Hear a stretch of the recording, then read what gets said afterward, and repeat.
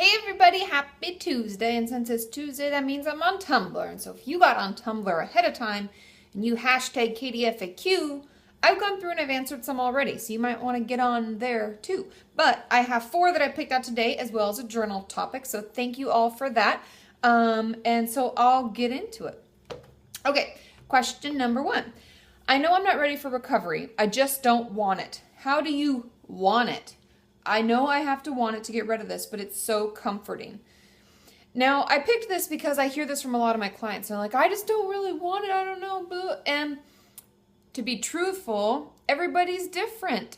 Some of my clients never want it until they reach rock bottom and I have to put them in a hospital and they're fed through a tube for a while. And they have to go through all the steps of treatment. And sometimes even then they don't want it. There's many ways you can go about it. The first being, and the one that I always try with my clients, is I always have them make a list of things in their life that they're looking forward to. What are those things? Is it getting married? Is it getting a boyfriend or girlfriend? Is it a career you've been looking forward to? Is it attending an event you've been looking forward to? Is it taking a trip or seeing a country that you've been wanting to see? Is it getting an animal? Is it buying a home? Is it moving out on your own? What is it? Make a list of these things. And then I want you to really think hard about it and think to yourself, if I keep my eating disorder, can I do any of these? Chances are no. So that's my first kind of thing. The second would be something to the effect of who really cares about you in your life. Like for one of my clients, her younger sister was just like, was her heart. It just hurt her heart that she could possibly hurt her sister with her eating disorder. And so we did a lot of work on how recovering for someone might be something she uses in the beginning as she starts on recovery. And later on, she can do it for herself. But sometimes when we're so deep in our eating disorder, we honestly don't even care about ourselves. We're so upset and it's the only thing that makes things better. And so we think, this is the only way I'm worth it, or this is the only way that I can survive. And I'm telling you it's not, and you're worth more than that. And you can beat this. You can get out of this cycle that you feel like you're stuck in. But if you're having trouble even thinking that you want to recover, that's a place to start. Okay? I hope that helps. And if any of you have advice on this, let us know below. Okay, question number 2. My boyfriend forced me to have sex after he got drunk and we were fighting. Uh-oh. He doesn't remember anything from that night. He also hit me a few times. No big deal. I'm going to have to correct you there. That is a big deal. I don't know what to do because I love him and he's not normally like that. Please help. Okay, now it's tricky. I was actually just talking to a friend today about this. Like when you're caught up in the love haze, sometimes we can't see the truth. Like we've all dated, and I know probably many of you are like nodding. We all dated some assholes and some bitches and some big old jerks that were like, what the hell was I thinking? Snap out of it. But we don't, because we're caught in this love haze. We're like, but they're so amazing and they don't always do that and they're not normally like that and they're just really stressed out. Something that I had to learn myself is if I find myself making excuses for them to make it okay in my mind, then they're probably not a good person. It's probably not right for me. And they might be right for someone else. Most likely they are. And in this case, I know you love him. I know that you're in a relationship with him and you wish this hadn't happened.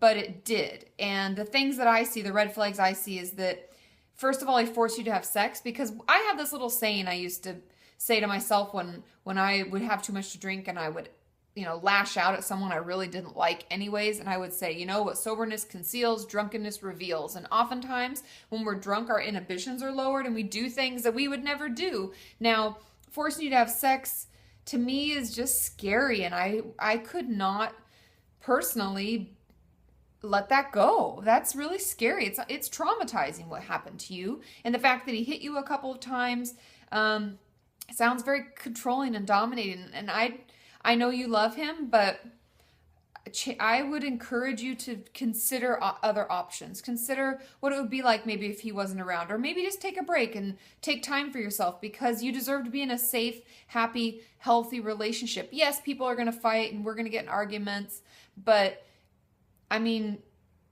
he beat you and raped you, and that's not okay. And there's no way I could make that okay in my brain, no matter how much I care about someone. So I would get in contact with your girlfriends and hang out with them and try to work through it and move on from him, because he sounds awful. I'm sorry. I understand you love him, but I don't. So it's easy for me to say, right? But that's what my advice would be. Question number 3. If you're a virgin consensually anyway, and you don't believe in premarital sex, since it happened already, does it matter? I feel like it's ruined, and my husband won't be my own one and only, so I might as well give in to my boyfriend of years, even though he pressures me. Yes, it matters. It matters to you. I consider being a virgin something that we are consensually.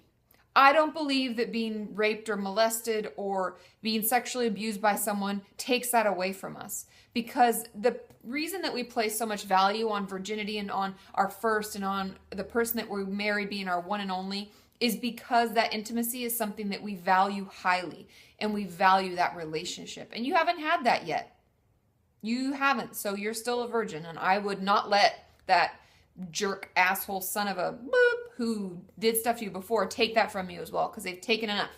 So I say enough. And I think that nasty voice in your head that's going to tell you otherwise is something that you're going to have to fight back against. You're going to have to journal about it. And obviously, and hopefully you're working with a therapist through the process of overcoming past abuse. But you want your first time with the person that you love to be that first time with the person that you love, that you imagined. And if that's something that's important to you and that's something that you want, then you deserve to have it. And don't let that person that harmed you in the past have any bearing over what you do now, okay? You are moving on. It is your life. These are your decisions. So yeah, that's what I say to that. But if your boyfriend is pressuring you, he shouldn't be doing that. If they're worth it, then they'll wait. Ta-da. Okay, question number 4. Hey, Katie, firstly, I want to thank you for being so amazing. Oh, thanks. Oh, nice things. Such nice things. Okay, so I'm currently trying to recover from an eating disorder, but every time I eat intuitively, I end up binging and feeling disgusting and then end up not eating again. What should I do? This happens a lot. So if this is happening to you, don't think you're alone. Don't think this is like scary and you're going to all of a sudden balloon and gain a ton of weight, because that's your eating disorder talking, and tell it to shut up. So what I have my clients do is incorporate binge foods. First of all, like if you binge on a certain type of food, we want to incorporate it into a snack portion so you know you can still have that. You just have to start figuring out what your body actually needs at a certain time and not overeating, okay? So that's if that's something that's worrying some of you. So for this person, when you try to intuitively, you end up binging. Now, I would first of all be curious as your therapist to what this looks like. And obviously you can't tell me because we don't do that kind of talk on here, but I would talk with your therapist and dietitian and be honest about how much. And then I would take time next time you eat. Now, I know we're supposed to eat intuitively, but it can take a while. So when you sit down, well, first, before you sit down, I want you to pick up the Intuitive Eating Workbook. It's amazing, and you'll thank me later. And they have a scale where you check in from, it's like 1 to 10, but usually you're not even in that range on the ends. You're more in the middle. And I want you to check in before you eat, how hungry you are, how full you feel, whatever. And then I also want you to rate your emotions. I know I've talked about this before, so for many of you, you're like, Katie, I've heard this. But rate your emotions and your hunger fullness. And then I want you to eat half of your plate, and I want you to check in again. And then I want you to continue eating. Now, if that doesn't help and you still find you're overeating or undereating or compensating, you still feel like it's eating disorder driven, please, please, please work with a dietitian or nutritionist. Have them set a meal plan, measure things, eat what's measured until you better feel you're in contact with your body and your hunger and fullness. Because that can take us a while because we're almost relearning how to listen to our bodies. So that's another option. If any of you have tips and tricks as well about this, would you let us know below? Now, my journal topic for today comes from Tumblr. Someone sent me a really cool quote. So here is the quote. If you hear a voice within you say, "You cannot paint," then by all means paint. And that voice will be silenced. By Vincent van Gogh. Now, I think that's really cool because it's kind of like that voice that will tell us to do something that we know is eating disorder driven, or not do something and we know that it's like depression driven or anxiety driven, and we will do it anyways. And it's like I had a quote a while ago that was like, courage doesn't mean that we're not afraid. It just means that we're going to do it anyways kind of thing. I forget the exact wording, but I want you to think about something you can do this week that you've been telling yourself no for a long time. No, I can't do that. No, I won't. I'm scared. They're going to be mean. I don't want to do that or whatever.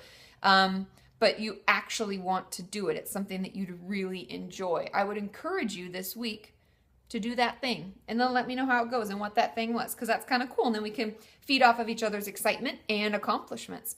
So I will see you all tomorrow on Wednesday. I'll be on the website and I'll be on YouTube. So ask your questions right below here and I will get them there and I'll see you then. Bye.